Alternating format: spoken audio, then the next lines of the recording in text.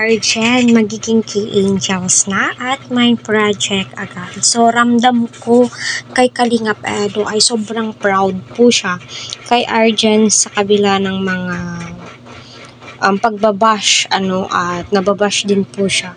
Pero, let's move on dahil hanggang beneficiary niya lamang po si Arjen. Hanggang doon lang po talaga kasi ang turing po niya kay Arjen ay bunsong kapatid. Di po tayo dapat mag-alala dahil nga po si Eds ay humingi na po ng permiso sa magulang ni Viancy na manliligaw na po siya. So, may assurance na po Team Edsy, kaya wag po tayong magalit.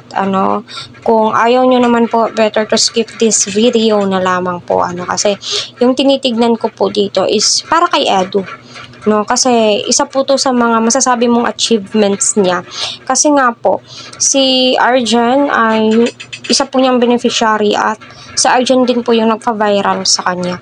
Ika nga po nila Dr. Love at saka ni Sir Zane, kapag si Arjen nga po ang natatapik ay dinudumog po sila ng bashing. Minsan minumura pa po sila. So, wag naman pong ganun. Kasi unang-una sa lahat, si Arjen at saka si Eds ay beneficiary lamang po niya yun. Yun lang po. Hindi na po natin bigyan ng mali siya. Kasi nga po, unang-una sa lahat, gusto din po ni Eds na maipasok si Arjen sa Key Angels kasi nursing po. Yung kursong kinuha ni Arjen. And then, hirap din po sila sa buhay, diba?